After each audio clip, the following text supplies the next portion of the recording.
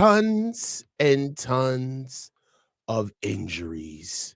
What are you gonna do?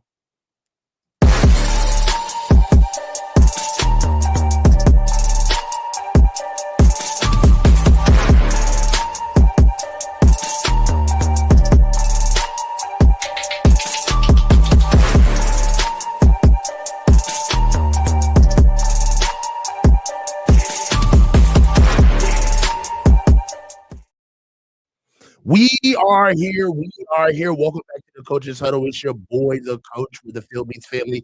And I am here with my right-hand man, the guy who started it all with the first show that brought me to the YouTube stratosphere.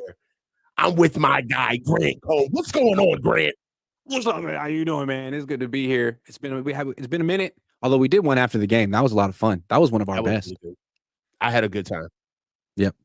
So we got a lot to talk about. Niners just finished up with presumably what is their last public practice or available to the media practice. They finished with 90 minutes, but really that's kind of burying the lead. The Niners are making moves, presumably.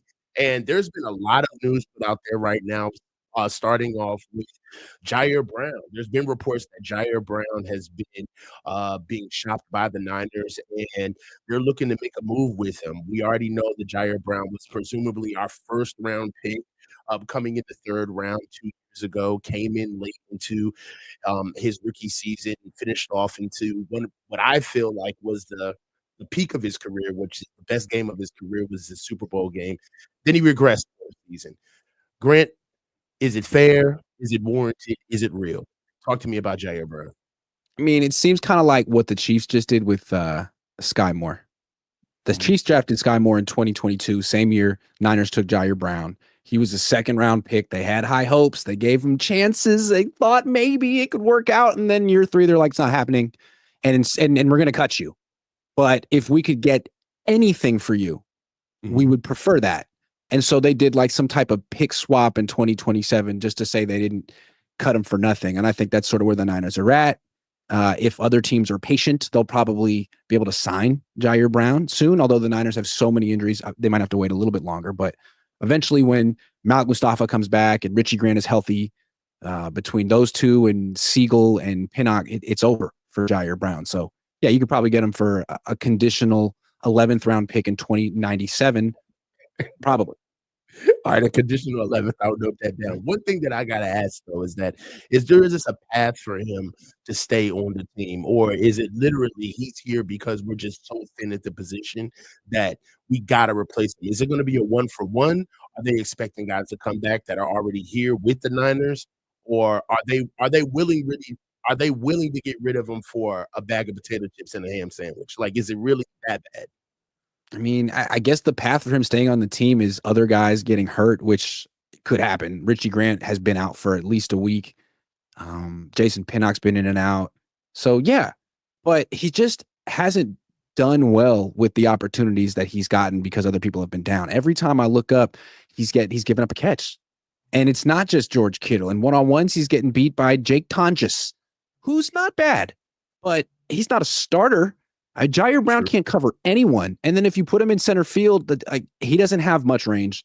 I don't know. Maybe he's just the wrong system for him. It seemed like he was a bit of a playmaker when Steve Wilkes was a defensive coordinator, but he's not the defensive coordinator anymore. Maybe I think he's going to end up in New York with Wilkes and the Jets. I feel like that's where he needs to go. Yeah, I mean, I think that, it is what it is, man. I think that right now, if he's had every opportunity to take over the position, he had a lot of time last season to be able to take over the position, and he came in, didn't really do well. I just think that it is time for him to roll on. What do you think that we could fetch for him? Do you think that it's really just picks, or is there actually a player that can actually help us that we can get for Ji'Ayir Brown? Or is this really the Niners just kind of making room for him? They could have traded him for Sky Moore. I think it'd be that kind of a thing. Like remember 10 years ago, the Niners traded A.J. Jenkins to the Chiefs for Jonathan Baldwin. It was like, oh, there's another first-round pick who hasn't done anything. Maybe Maybe the two of you guys just need a change of scenery, and both of them ended up being busts anyway. But maybe you could trade him for another guy who just was a high draft pick, hasn't fulfilled expectations, and needs a change of scenery. Or maybe you just rather have a pick in the future. I don't know. Yeah. But this team needs bodies, so I see where you're coming from. Yeah, that's my biggest thing. Like right now, I think that is the operative direction that I'm going in is that I don't think we can wait on picks. And picks are just, in my opinion, right now, picks are chances, opportunities. Um, right now, are we getting towards part of this? Are we getting towards the part of the season where we have to start looking at saving the season before it even starts? Right now, let's just look at the bottom third of the team that's going to make the 53. Are those quality NFL players, or are the Niners going to be looking to horse trade? I mean, it's not. It's one of the worst rosters they've had in a long time. They used to brag like, we're going to be cutting a lot of players who are NFL players and are going to get claimed by other. No, they're going to be claiming other teams' rejects, because that's just the state of things right now. If they've paid all these people, but I mean, it's safety. Unfortunately for Brown, the future is Siegel and Mustafa, and I think that's a good safety tandem potentially in the future. It's very explosive, very fast, very violent. Maybe neither one is. I don't know if either one's like a playmaker or a ball hawk, but they're going to cover a lot of ground and make people think twice about going over the middle. Well, speaking of fast, young, and strong, pause. Pause. There is a serious issue going on in the backfield with the Niners, and a player at large coming out of the Washington Commanders is Brian Robinson Jr. He was their starter for quite some years, tough runner, big, right out of Alabama. I know a lot about the kid, resilient, but he's kind of fallen out of favor with, and I don't want to say necessarily process or talent, but it's just not what they do anymore. They've got a better quarterback. They can spread the ball out a little bit more.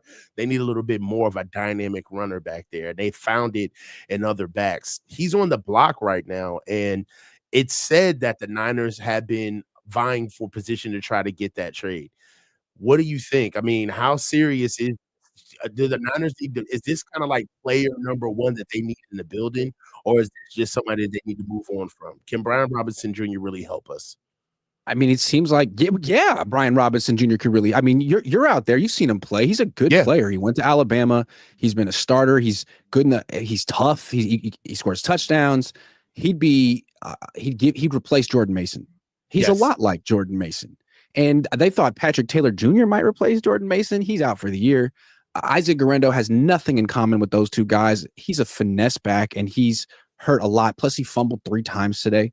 So, I mean, the Niners they're so proactive at wide receiver because Kyle was a wide receiver. Anytime there's an injury, they bring in 3 more guys, and they're constantly churning the position. But running back has had just as many injuries. It's more important in this offense than wide receiver. And the Niners have they signed Jeff Wilson Jr. I mean, no disrespect, but you already got rid of him once. You already decided he wasn't good enough for you 3 years ago. Brian Robinson Jr. is significantly better than Jeff Wilson Jr. You need a running back. Yeah, do it. But they say that the Dolphins are the front runner to get him. It's not done yet. Well, right now, Patrick Taylor Jr. just got put on season-ending IR. And I think that we need him in the worst way. We really don't have a tough runner. I mean, and right now, if you're trying to keep Christian McCaffrey as healthy as possible, you really want to take some of those dirty reps off of his hand. You know what I'm saying? Those 3rd and 1s, those 4th and shorts, those red zone carries. We're trying to build to keep the consistency throughout the whole year. I think I asked you the question, not to kind of put my own opinion in before yours, but if you weren't going to say it, I was. I think that this is pretty much the number one guy we need to be getting right now. I'm really worried about the backfield, even healthy. Jordan James, we don't know what we're going to get out of him. He didn't have a camp. We're looking at Christian McCaffrey. We're literally one injury away from him going down, and I don't know what we're going to get out of Isaac Guerrero. Did he really fumble twice today? He fumbled 3 times. 3 and times? The second 2 were back to back. Like he fumbled, next play, handoff again, fumble. And it's like, man, they're not even taking you to the ground. They're just running into you and smacking the ball. Like, what are you, an NFL running back? What is going on? Yeah, that's confusing and concerning at the same time. I haven't seen anything. I've never seen anything like it. Very strange. Well, I think that the history of Isaac Guerendo is kind of rising to the surface. I had a lot of hope in him, especially when we got him and just the traits. I really like the traits. But now that he's showing that he can't stay consistent, you got to start looking at the history. Isaac Guerendo only started one college game. Mhm. You know what I mean? Like he's more of a gadget guy, in my opinion. I really thought that they were going to find. All right, so he was obviously a gadget guy in college. That's not hard to see. But what I thought was is that they were going to find a role for him in this offense, and it just seems as though that he's not being able to stay on the field and be consistent enough to fulfill that role if they do have one for him. I don't know anything about Jauan Jennings moving in, not necessarily confident about that. And Corey Kiner is on ice until that high ankle sprain gets better. We need Brian Robinson Jr. in the worst way.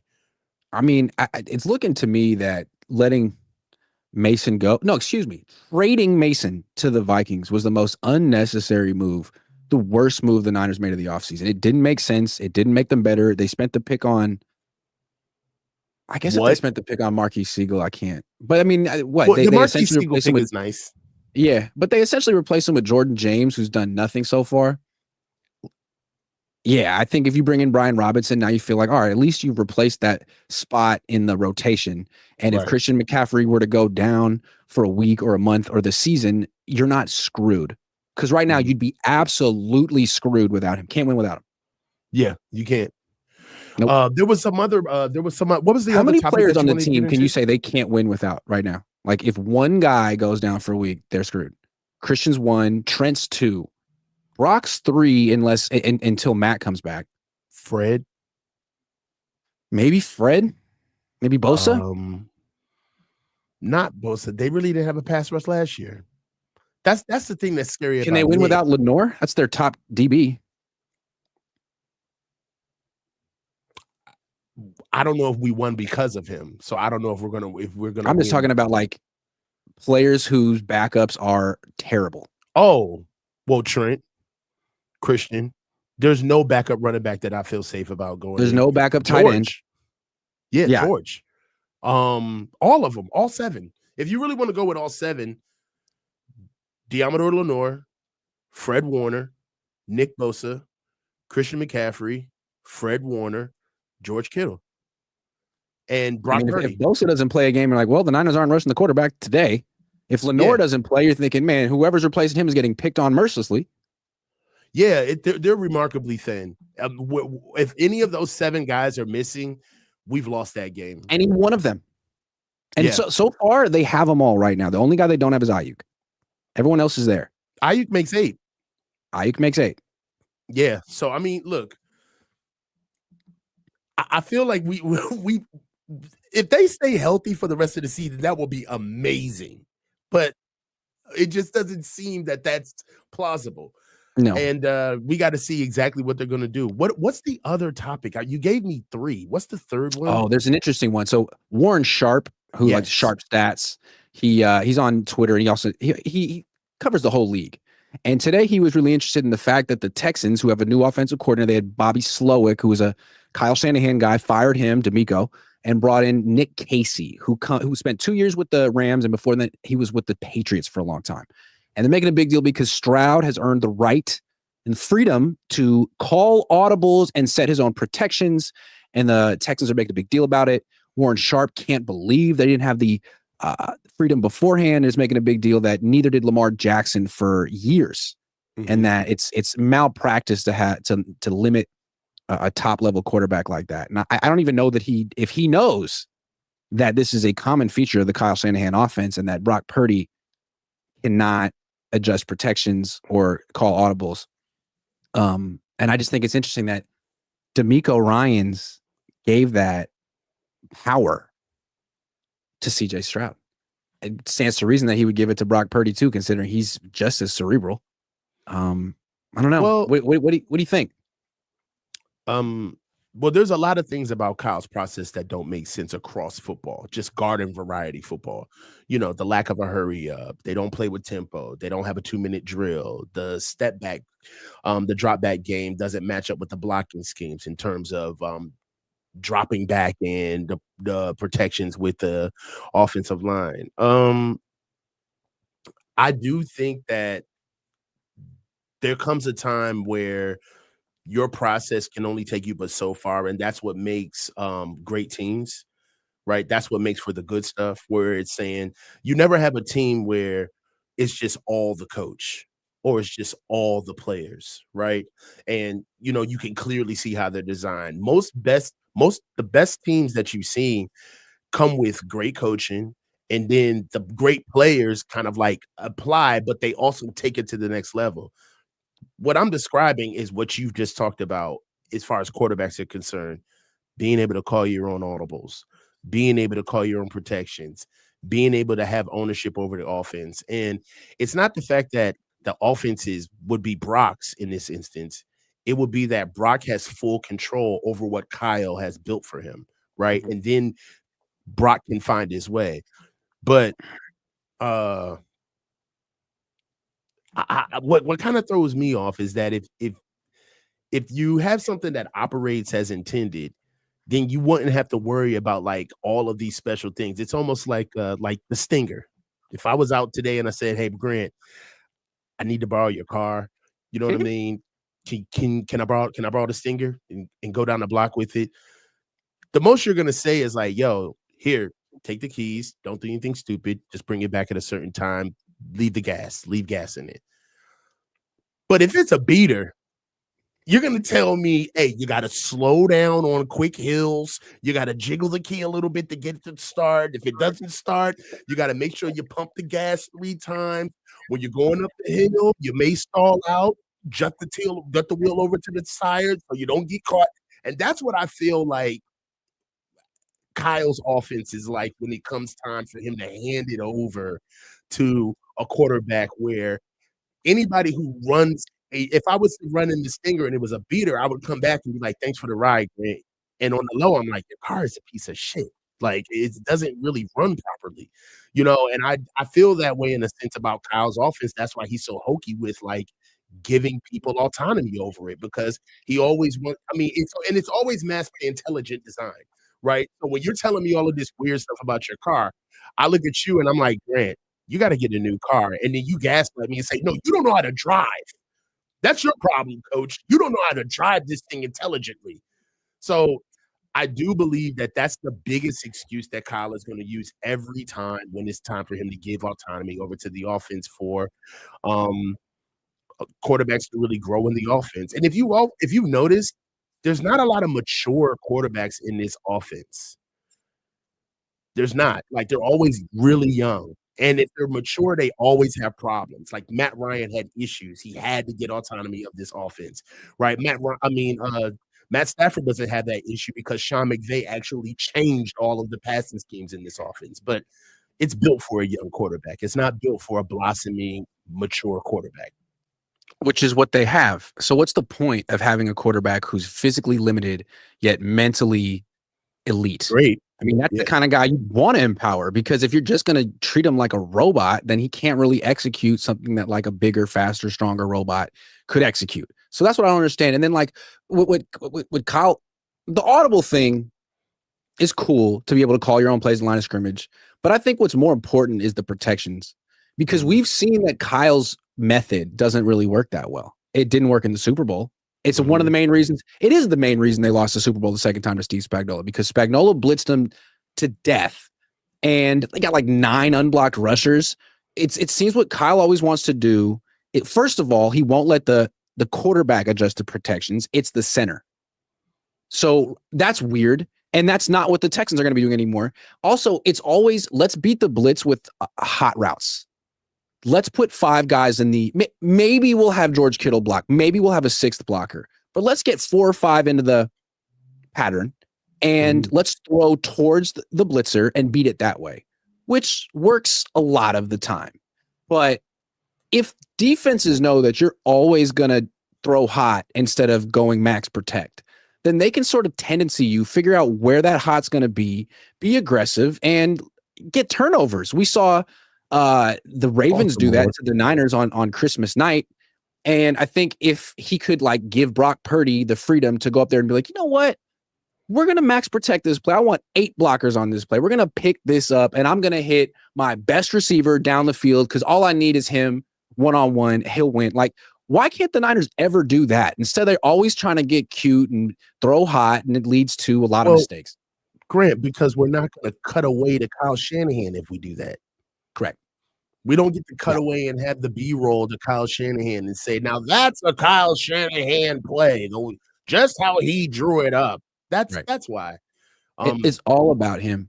You know, I saw someone tweet this today, and I thought it was genius, that sports in general, not just football, would be better if coaches were locked out of the stadium on game days and all the decision-making and adjustments actually had to be executed by the professional athletes on the spot by themselves. I mean, the coaches can be there Monday through Friday to prepare them like directors in a play, but when it's time to actually do the production, it's the players who are in charge, not the freaking play callers. It's a play caller sport. And Kyle Shanahan and Sean McVay have sort of made it that the last 10, 15 years. I miss the Peyton Manning, Tom Brady days where the best quarterbacks were the ones making the decisions and calling the plays. I think I don't know. That's my rant. I'm 75 years old. Well, what you're talking about, Grant, I mean, if you really want to get old and surly with it, you've hit the nail right on the head. And really what it is that you're looking at game versus entertainment. Yep. What we watched with Tom Brady and Peyton Manning, and what's even wild about it is that the game is still the game. Two great quarterbacks from two different upbringings in their college career, right? Peyton Manning was a darling. Tom Brady had to fight and claw every step of the way to even make it. And they both even entered in the draft that way. But they both had different beginnings. Peyton Manning struggled early. He did. We all had to sit down and stomach to watch that. And you know what? You don't make a lot of money when you're not scoring points. And they want guys to go hard and fast. Years of sitting down a quarterback for 3 years are all but gone, even though most of the best quarterbacks now had to wait. They were good right away.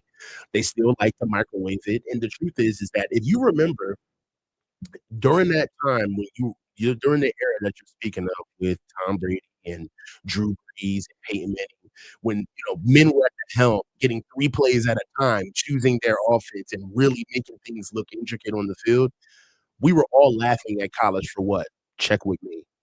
Look, this isn't pro ball. Look at them. They're all looking at the sideline. Remember how we used to laugh in Oregon and Chip Kelly when they used to throw their play cards up and it used to look so elementary because the guys didn't have the cognitive ability to be able to learn the scheme. Don't think, I'll think for you. That's what the whole game has become. And I don't like it. Yeah, and that's what pro football is now. Where what you said now is that most of your head coaches now aren't head coaches, they're play callers. Yeah. They're guys that know how to fast track their system. They're putting their hands on it themselves, and they're brute forcing. And the game is dominated by these play callers, man. It's dominated by these. It's won and lost by these play callers. Well, and then that's why you know why Andy Reid is so rare, because he's actually a head coach. Yep. That happens to call plays. Right. As opposed to a play caller who is a head coach in name, but not really. Exactly. Yeah. So, I mean, it's really what the game has turned into now. And you've seen it. Like now, even when you talk about and you know what else too? Now that the game is dumbed down, all the mediocre guys who were nowhere near the standard back then, they all love it because now they can talk about it from a slowed down pace because that's what they knew. Having the game spoon fed to them. When play callers dominate the sport like now, like what you get is 4 substitutions between every play, a brand new personnel grouping every play, a brand new form. Like, does that make the sport more enjoyable to the fans? Does it really? I mean, or would it be cool to see the starters figuring it out on their own? That's what it was like in the 60s and 70s and the 80s for the most part. I mean, Jim Plunkett called his own plays with the Raiders. Do we really win because we get these little micromanager control freaks telling like these great athletes what exactly to do? Does that make it better? I don't know that it does. I know what it does is that it blows it up bigger than what it should be. So now we care about all of this stupid shit now that the geeks are running the show. So what do we care about now? Fantasy points, DVOA and all of this geek shit, or bringing out all of these stats because that's what matters because we're passing the ball 35,000 times a game. And yet your team can't stay healthy. Yeah. You have no idea how to protect your athletes, how to prepare them to play football. You have a great playbook though. Problem is everyone's hurt. Yeah. I'm just look, man, the game has changed. And what's even crazier is that now the teams that are cosplaying as those teams are the championship teams now. Right? Like now when back in the 90s and the early 2000s, being a tough team in the NFL was a prerequisite. It wasn't a trait. It wasn't, oh, this is a tough team. This is a finesse team. There was no such thing as that. There was a team that you could either be championship ready or you weren't, period. Either you had a defense or you could stop the run and run the ball or you can't, period. Now, there's teams right now just making excuses for everything that they can't do and calling it a scheme, calling it a trait. This is what we do now. That's what college used to do. Yeah, I think it's so interesting that D'Amico fired Slowick and brought in a guy from the Tom Brady Patriots who's going to be a throwback. I mean, he basically went a whole different direction. D'Amico.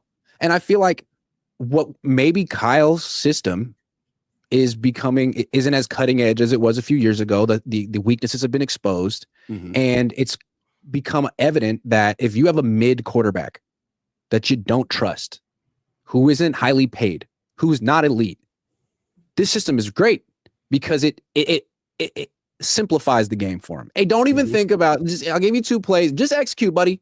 Just freaking execute, and I'll make you look better than you are. But if you do have a quarterback that is special, this system ultimately can hold him back a little bit because you have no control over at the line of scrimmage. And if the play caller's wrong, he ends up on his back or throwing a bunch of picks.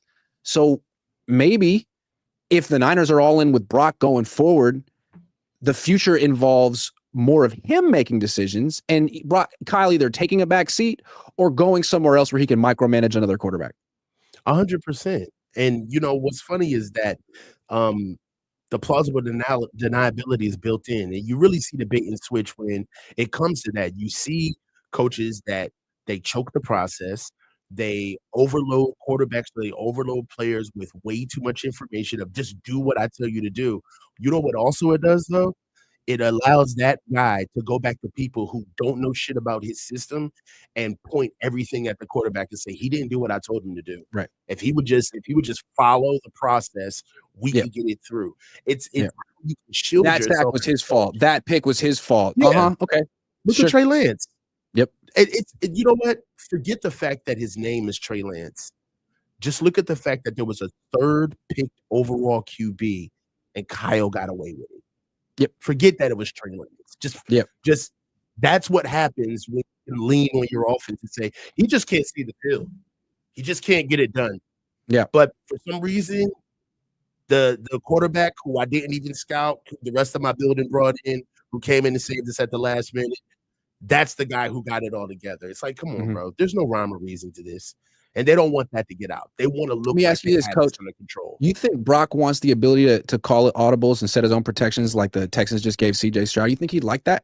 Hell yes. I bet my last dollar that he wants that. I think every quarterback does because he can't. Every quarterback does, and he knows he can do it. I don't want to speak for him, but he knows he can do it. And you know what? He'd be good at it. I think he'd be good at it. Maybe he wouldn't be Tom Brady or Peyton Manning, but he'd be a lot better than Jake Brendel. Yeah. Well, Jake Brendel's I'm also Brock Purdy's biggest supporter right now. I feel like finally Brock and Kyle are at odds, and I'm like, hold on, I'm here to be Brock's defense attorney. Brock needs more power. Kyle, you're in the way. Well, Brock got the money. That's coming. Now Brock just needs to ask for it, man. It's yours if you want it. This season's going to be so interesting because if they have another down season, they're not blaming Brock. Oh no, no matter how much that this year, it can't be on Brock this year. It's got to be on Kyle. That's the only guy left. You already fired the defensive coordinator 2 years in a row. You can't fire Saleh. Way that he'd be able to swing it on. It's not going to be Brant Boyer's fault. Nope. You wanted Jake Moody. It's on you, Kyle. This is the Kyle Shanahan season.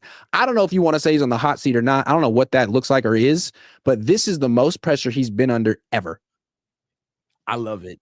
And you know what? And how he's been moving throughout the entire offseason proves it. He knows it. He knows it. Let's get to some Super Dog. Like, I love this. All right, let's get to some Super Dog. So look. All right. Super chats. Super chats.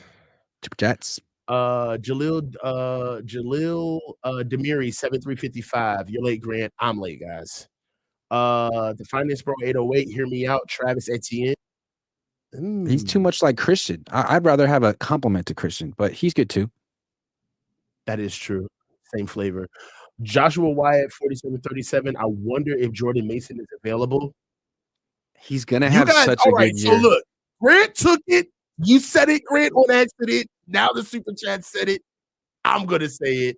That's my guy, especially when we have the topic. Yes, it's ridiculous. We should have him back right now, and we all feel it.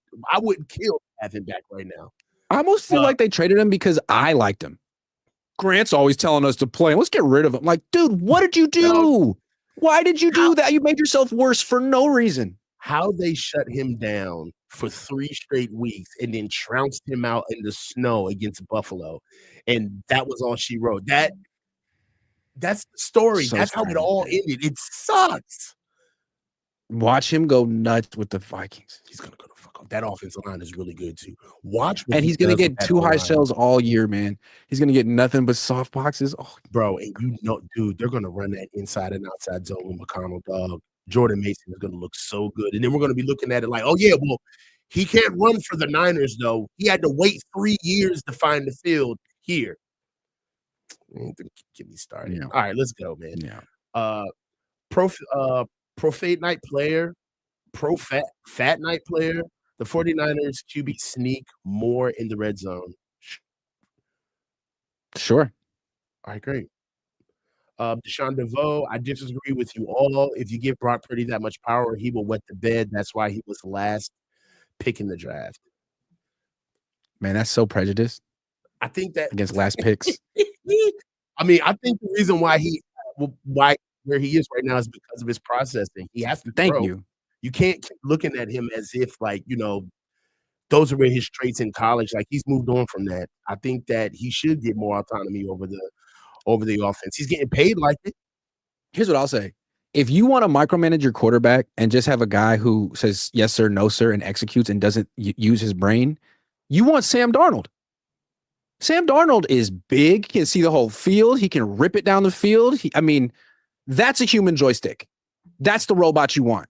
You have Brock. He can't make all the throws that Darnold can make, but he's smarter. I mean, I'm not going to say he's smarter than Darnold. He just uses his brain better than Darnold does on a football field. He processes better. He navigates the pocket better. He extends plays better. He reacts better. You got to lean into that. It's a good thing to have. You just tied yourself to him for another 5 years. Like, this is the Brock Purdy experience. Don't turn him into Jimmy Garoppolo. That doesn't make any sense. So, my little rant. No, I like that. It's like that. I usually go on rants, and you indulge me. Yeah. So let's get into our next topic. Jauan Jennings has missed most of camp. I think he's only practiced for 3 practices total. He has a calf injury that he's been working on. Before that, there were reports that he was not happy with his contract and that he wanted new money. Since then, there have been a lot of posts about him all but trying to prove to us in the fan base that he's not holding out or holding in. He truly is injured. And right now, it just seems as though that they're at an impasse on whether or not Jauan Jennings is going to play, or as he gets caught up in the wash with the Niners trading and offering players for guys that can help them right now. I asked you this question, Grant, with the back and forth that's happening with Jauan Jennings throughout the whole offseason and where we stand right now, but trying to get players that can help us immediately. And with Jauan Jennings being a free agent this season, is trading Jauan Jennings inevitable? The Jauan Jennings topic is so tricky because he has a calf injury and we don't know anything about it. If it's a real calf injury, then he's not getting an extension and he's not getting either of the things he wanted. He's going to get a lot of time with the trainer.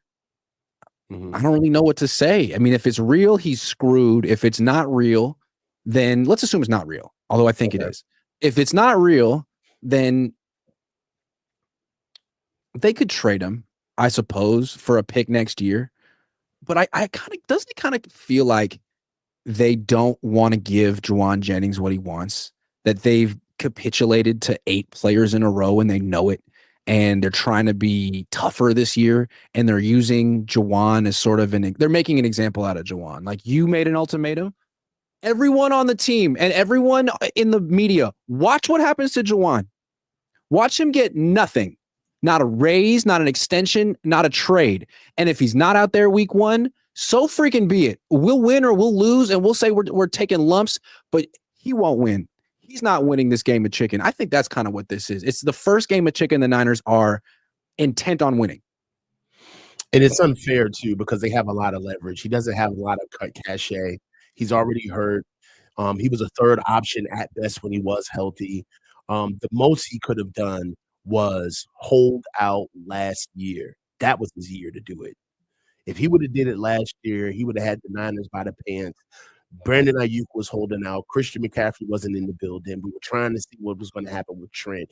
And the Niners needed consistency in a bad way. He shouldn't have signed that extension if he was going to do it. That's what kind of makes him look like a dishonest broker, because you signed a deal.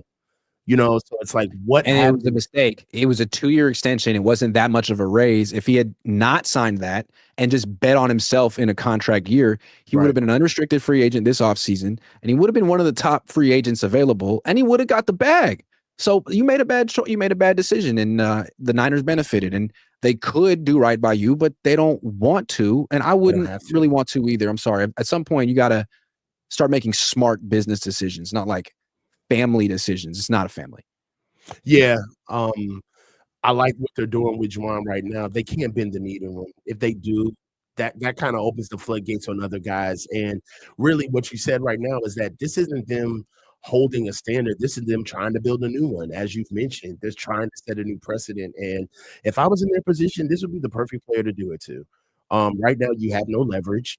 You need to get on the field, and we need you in the worst way to play and contribute. So there's no way in hell that I'll be giving you an extension.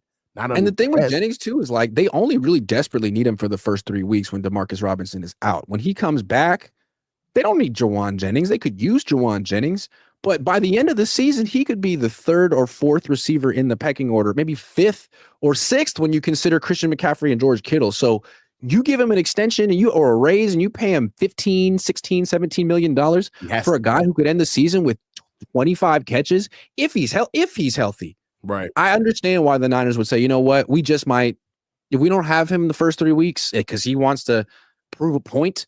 Okay, well then we'll go out with Ricky Pearsall and Robbie Chosen and see what happens. And if we lose a couple games, and so freaking be it. No, I'm not mad at that at all. Jauan's just he has no leverage. And at this stage of the game, he's hurting the team rather than helping him.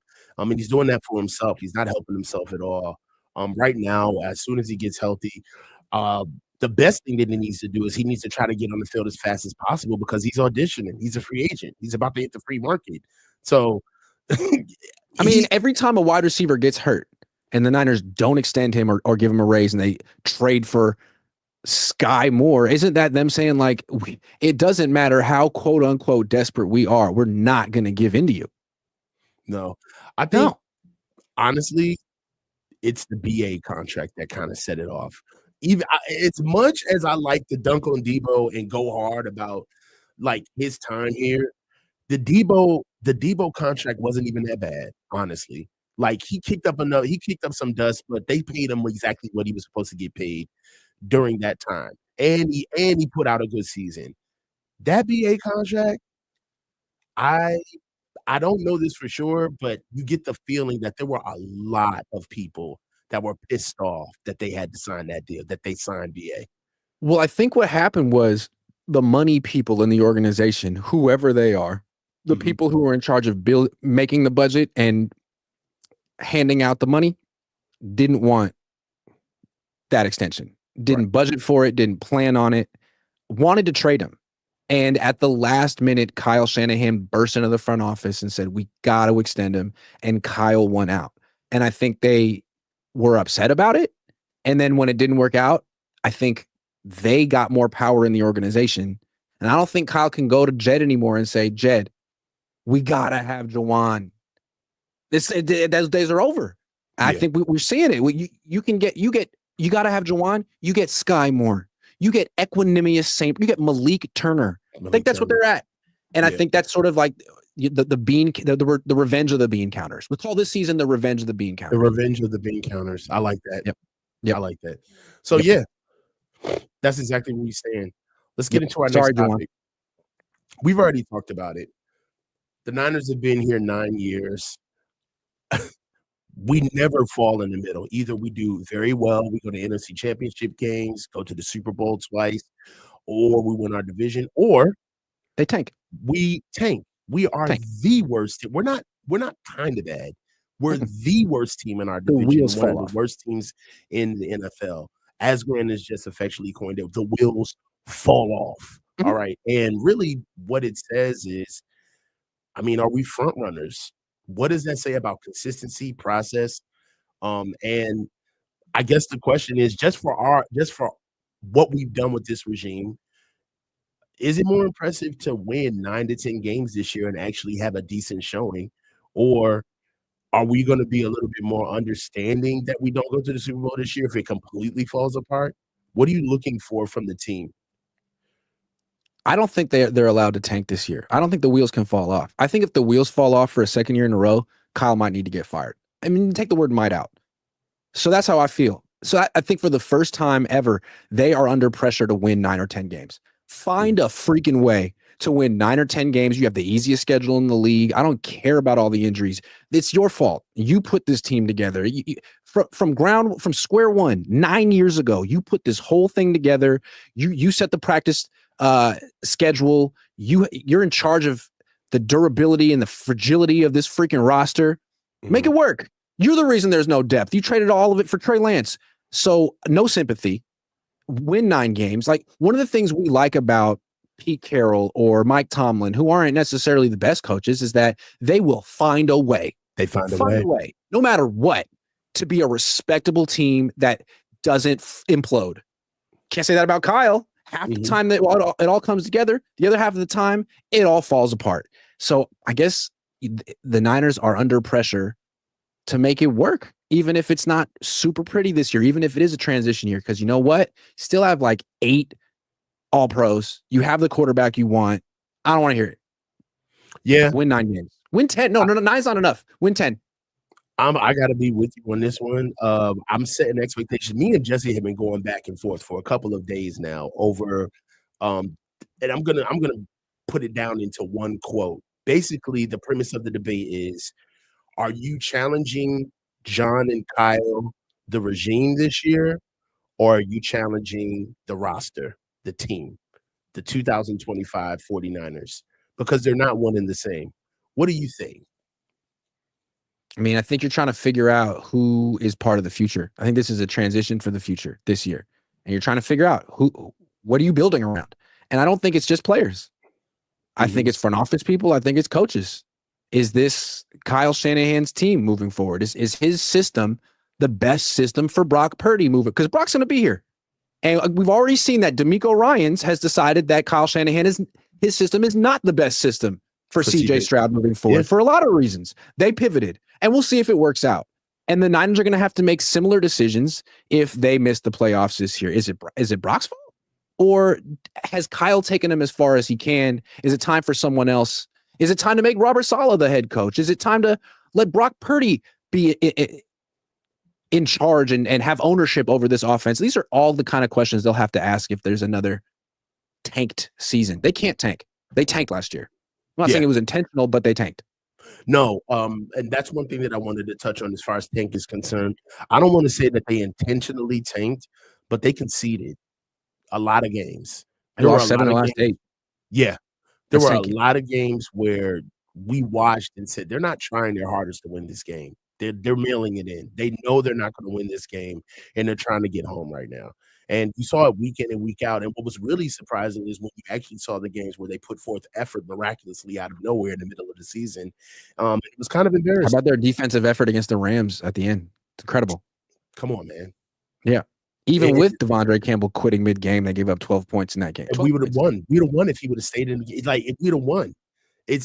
I'm just being honest. Like, they can't hide, and they think that they can kind of They think they're better than the process. Like, they believe that they were good enough and are good enough to be able to approach football in this professional manner where, we understand exactly where we are right now. And if we're not a championship team, we have a specific way that we're going to roll out the season. Okay. The Rams were allowed to have a reset year, one, where they went 5-12. It came right after they won a Super Bowl. You get a little bit of grace right after you win the Super Bowl. They didn't follow it up with another shit year. They bounced right back and won 10 games and went to the playoffs and then won another 10 games last year. That's what the Niners, you won 6 games last year. That's your transition year. Now find a way to win 10 games this year because you haven't won a Super Bowl. You've lost 2 Super Bowls. You are the reason that Andy Reid is considered one of the greatest head coaches of all time. And frankly, Kyle, you're the reasons that Tom Brady is considered the GOAT. If he hadn't pulled off that 28-3 comeback that you gave him, that started 6-5 in the Super Bowl, man. That closed It'd the door. still be Joe. Yeah. You are the reason that Joe Montana is no longer considered the GOAT, Kyle. And you're the reason that Bill Walsh was almost not considered the GOAT. Nick Sirianni saved Bill Walsh's status as GOAT coach. You almost gave it up. That's what you did, Kyle. It's truth. You're fucking spitting. Sorry. That's his legacy, man. That's his freaking legacy. Hey, man. Let's get some more topics and get up out of here, man. Feel good about it. Healthiest players in camp. We've already talked about the injured ones. Let's talk about some guys that deserve some praise. Some guys that have came in, they've played, they've done their job, and they've made it to solution where they're ready to start the season. Let's talk about some guys that are our Iron Men. Let's talk about some of the Iron Men of the 49ers, Grant. Who are some of your healthiest players in camp this season? Michael Williams. Sorry. That wasn't nice. He means well. He got hurt 3 times though. All right, no, seriously. Let's give some people some credit. Trent Williams, 37 years old, working his ass off in camp because everyone else is hurt. Hasn't gotten hurt. He's been an Iron Man out there. I have never seen him work like this in an offseason. So respect. I feel like I always complain. Like Trent doesn't even practice. Then he goes out and does it for a month and crickets. Like, nah, Trent, nice. You did it. I respect it. And everyone else got hurt and you didn't. So Trent, McCaffrey, same thing. We were talking about him with injuries all offseason. Like he actually has had a really good offseason in the sense that no injuries, no setbacks out there 75% of the time at least. So him, Kittle always, DeMarcus Robinson has been just there every day. Jake Brendel, Alfred Collins. I mean, he's getting crushed because he's not quite what he was. And I mean, he's not in football shape yet. He missed a lot of time because he was holding out, whatever. He's steadily improved every freaking day of training camp while CJ West is hurt. Michael Williams is hurt. Nothing against them, but Alfred Collins has been a bit of an Iron Man. Fred Warner always. And then Siegel, man. I mean, he missed some time early on, but since training camp started, he's been out there every day and he's been steadily ascending as opposed to Upton Stout, who looked great early and now is nursing a calf injury that could be serious. I don't know. I mean, calf injuries essentially are serious. All right, I got some guys I'm gonna throw at you. Tell me their involvement in camp this year. I haven't heard you mention anything. Kyle Juszczyk.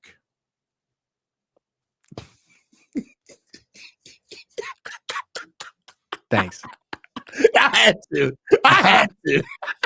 He missed a couple of days with a shoulder thing, but he's no Isaac Guerrero or anything. He's essentially out there all the time, and you got to give him credit because he's literally 61 years old. It's not easy. Yeah. So I think that's you got to give him. It's commendable. Yeah, Tang has been around for a while. Sometimes you got to stir it up to unclump it. So look, you got I got another name for you. What about the consistency of DeAndre Lenore? He did have a hip thing. Okay. He had a hip thing and missed a week. No one on this team could challenge him. But that doesn't mean that he's necessarily taken the next step. Like, I would only judge that based on him going against Ayuk. Because I've seen them go against each other for a while, and Ayuk essentially owns him. No offense, Diamador. So if the tables have turned on that one, that would be the indicator to me. Like, you whooped Ricky Pearsall? That's what's up. I respect it. Ricky's good, but I don't feel like I've learned more things about Lenoir. He's still really good though.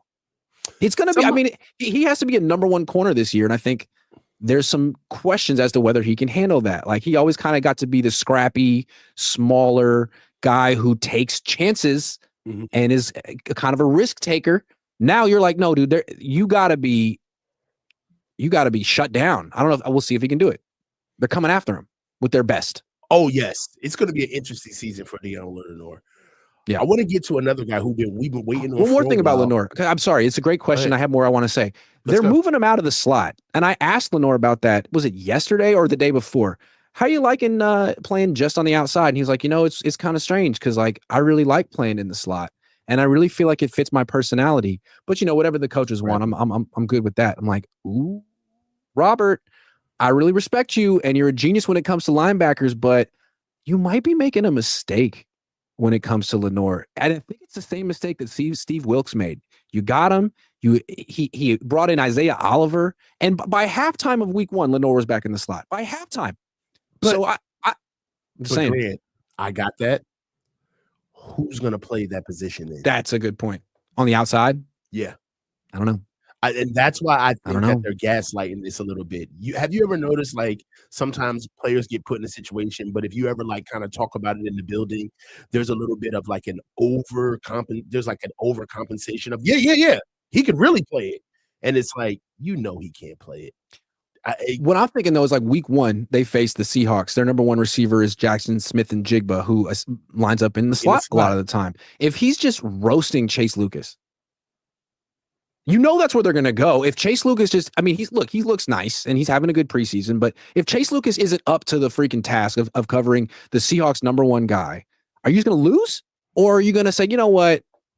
We're going to put our best corner on your best wide receiver. Why would you not want to do that? Well, Wilkes did that. All right. Oh, okay. All right. So there's a difference between playing boundary corner and being the number 1 corner. Right. So theoretically, teams could just avoid him all day if he's in one spot. Yeah, I don't have a problem with. That's another thing that let me ask you this: do our corners travel now or no? No, that's what I'm saying. You have Lenoir on the left, Bernardo on the right, and Upton Stout or Chase Lucas in the slot. And I understand why you want to do it. He did the same thing when he was here. It was Sherman on the left, Akello on the right, or Emmanuel Mosley and K1 in the slot. That's how he wants to do it. But what if you happen to be facing a team whose only really good receiver is in the slot? That's the Seahawks. Are you really going to let them avoid the Jackson Smith-Njigba Lenoir matchup all game? Because they don't want that matchup. They'd much rather put him on Chase Lucas or Renardo Green, obviously. Are you going to let him? Why would you let him? Why would you take him off the hook? I wouldn't let him. I wouldn't let him talk like that. I wouldn't let him talk. I wouldn't let that shit happen to me, though. I wouldn't let it happen. All right. One more player that I wanted to bring up, and I've seen some consistency. We've actually been waiting on him for a while, and it seems like he's finally turning the corner. Khalil Davis. What has his been consistency so far? We're really going to be counting on him this year, and a lot more than he's ever been counted on for since he's been here. Is Khalil Davis kind of taking the next step? Is he rested? Is he ready? How is he? He might be the best defensive tackle on the team. Seriously. Like when it comes to just straight bull rush, the ability to get knocked back and get in the backfield. Who does it better than him? Who? Maybe CJ West, although I don't think we've seen it in actual games. He's had some really good reps and one-on-ones, but that's not real football.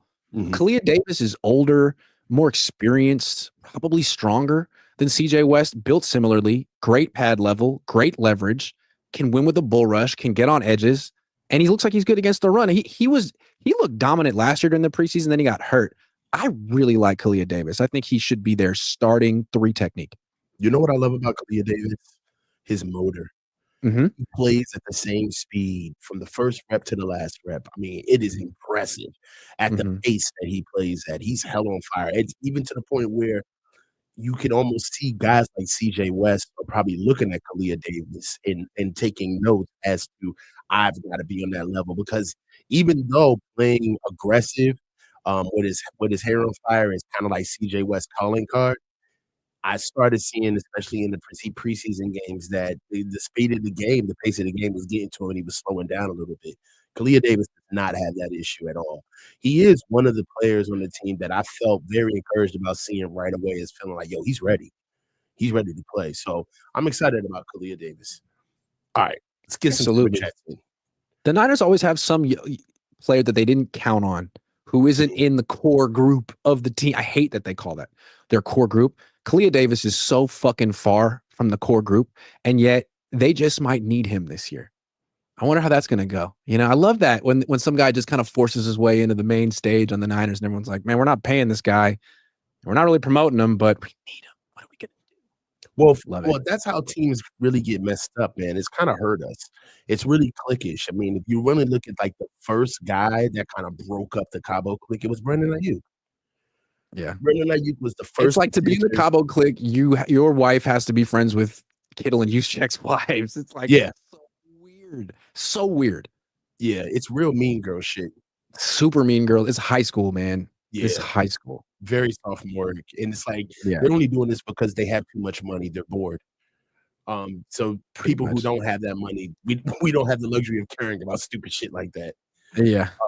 Khalil Davis doesn't have that money. I'm gonna tell you right now. Marcos Castellanos says Castellanos, 5 QBs who will actually call audibles to Kyle.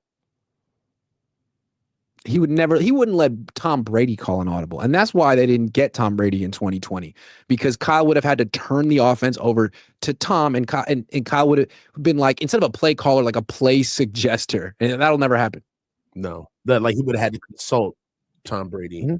And being able to consult, you got to actually know how to coach first. So there's no way you can't consult with a guy like Tom Brady. They would could you imagine Tom Brady telling Kyle, like cursing Kyle out on the sideline? Could you imagine? I just wish it's too bad that never happened.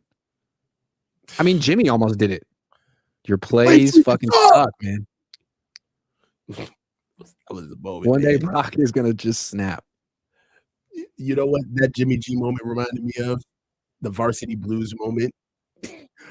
What he said, you don't know my life. Yeah.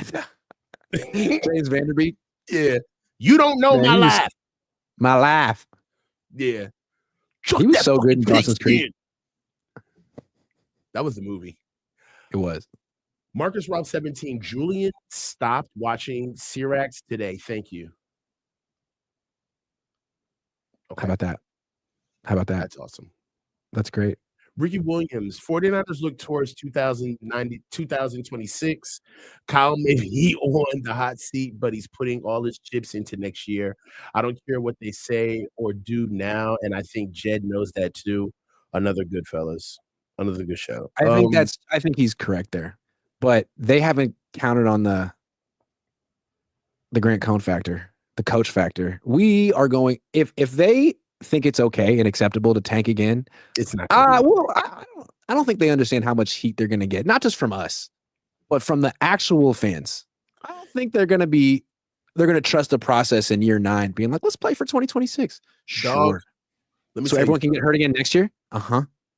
They have done nothing but encourage us with the crap that they pulled all off season. They've been hiding this. They've been hiding them from us all off season. You know what I'm saying?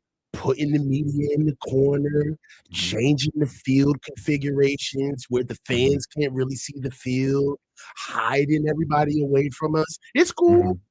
It's not only that, but they're also like preparing us with these excuses already. Like, we got 8 new starters on defense. We got 8 new starters on defense. We're going to take our lumps. This team reminds me a lot of 2017, a lot of 2018. I don't give a shit. Win 10 games. I don't care, man. They're trying so hard. But before, the quest for 6, we got a team like this. We're not even going to. I remember one year, they talked about, our team is the average rookie can't make this team.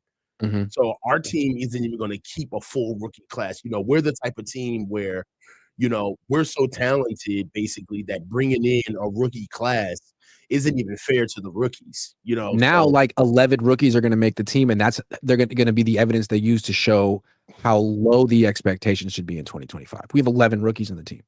3 undrafted rookies made the team. Robbie Chosen made the team. Couldn't make it last year. Didn't make it last year. Got cut last year. Look what the Eagles did in the draft this year and how many young guys they brought in. Yeah. Come on, man. I don't think fans are going to be moved by this. I think fans are getting a little tired of this regime. Year 9, I think you get tired of anyone after 9 years. I mean, not anyone, but you get tired of presidents. You get tired of politicians. You get tired of people. And you haven't won a Super Bowl and you're going backwards? No, people aren't all in with that. You got to show something. For the roster, for the boys playing, they get all the time in the world because they're playing. They're literally doing their jobs. But for the regime, I'm on their ass like white on rice, dog. And it's one thing too if like the defense has growing pains because like literally all the rookies are on that side of the ball. But if the offense, there's no way this offense should lead this team this year with all of what they've done. It's getting kind of embarrassing with all of the contracts that we have, and they're not doing anything with this offense. Even in our best years, we've been led by our defense. Even when we failed on our biggest stages, we have still blamed our defense. On the way to the Super Bowl, while we were losing games, we were blaming our defense the entire way through. The only thing that works on this team in the past 9 years has been the defense.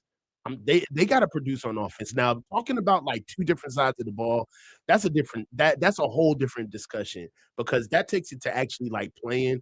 And if I was a defensive guy on this team for that 8 years or whatever, I'd be looking at the offense like, what do you motherfuckers do? What do you guys do? Because we're the ones bailing you out. It takes you 4 drives just to wake up in the morning. Like, what do? You know what the offense does? It gets great PFF grades. It gets great advanced statistics. In terms of estimated points, off the charts, yards per play, off the charts. But like the real stats that like determine wins and losses, turnovers and points, a lot of turnovers, not a ton of points. Grant, let's move on to some more supers. Theoretical points, they just score the most. Tons of them. Kevin F. When's the next 4-man front? Best Niners show. Well, we had to cancel the 4-man front because of our schedules. They got super hectic. We got closer to the season, and never say never. It's not over, but we definitely just for now we had to put the show on hiatus. For the record, I'm still down to do it if it ever comes back. I'm just saying that not to put pressure on anyone. But I love doing the 4-man front. I want to do the show. And I just want to say that when it's time and if it ever comes back, I'm in. I'm down to do the show 1,000%. And I can echo everything you just said, Grant. If the opportunity ever comes up again for us to do the show, I'm down. Hell 100%. Yeah. I don't want to make predictions, but I wouldn't rule it out. Time is a funny thing. Time is a funny thing, and I agree. That's like I said. But I'm not putting any pressure on any people in particular because, life is life. Yeah. When the time comes, though, when the time comes, we'll strike. And I know we'll pick up right where we left off. And let me just say this. It did not end because something happened between us. We have a very active group chat. I'll tell you that right now. We are all friends. Nothing has changed as far as our friendships is concerned. So it literally was life. It got in the way, timing and scheduling. I'm not going to try that. 68-22. Isn't John Lynch in charge of putting together the roster? If so, he needs to be fired. Even if they have a good season, he needs to go as soon as possible. Kyle hired John. We all know that. John isn't really in charge of anything. Kyle's in charge of everything. I mean, John has power, but to say he's in charge would mean he has the final say over something. And I'm not sure that he does. Maybe he does. I don't think he does. No, I believe that years ago. He has final say over what Kyle doesn't want to, what Kyle lets him have final say over sometimes. Yeah. I believe the quote years ago was Kyle is final say. Kyle's final say in word. That's it. And that's all we got for super chats. Grant, this was awesome.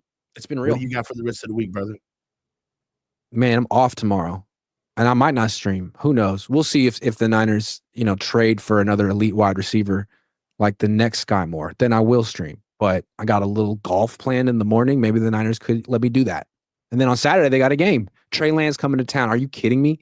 This is what a way to end preseason, man. Harbaugh and Trey Lance coming to town to face Carter Bradley and Tanner Mordecai. I'm gonna tell you this right now. It's gonna be so good to see Trey back. They're gonna be cheering for Trey in the stadium, man. They will be. Well, if he throws a touchdown pass, there's gonna be a lot of Niner fans cheering. It's gonna be awkward. If Trey comes in, let me put it like this: if Trey comes in and has a good game, and like let's just say he just lights it up, right? And it's completely insignificant. This, we're playing against backups. Sure. But if Trey comes in and has a remarkable, crazy game, if we have a bad season, we're going to go back to this game and say that this was the omen. When Trey Lance came in, the last game of preseason, and the football gods are not smiling on us this year. Yes. So karma is getting us, it seems. We should have known then. We should have known then what was in store for the season. So, hey, I said it first. If Trey Lance comes in and balls out, the season is tanked. It's over. Hey, man, this is the coach. This is Grant, man. I'll holler at you guys. Stay low and keep your feet moving. Peace.